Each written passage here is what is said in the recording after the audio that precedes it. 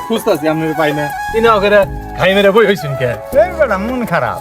কে কি হইছে এই রে বাবা বাংলাদেশে কত ব্যবসা হয় যখন কোনোটা তুই আইলো না রে বাবা এখন মনে হয় না একটা বুদ্ধি করছি কি বুদ্ধি করছেন এমনি চীনে জামগা চীনে যায় কি করবেন আপনি? চীনে যাই বাবু বুদ্ধির বিছন কিনবে যাম।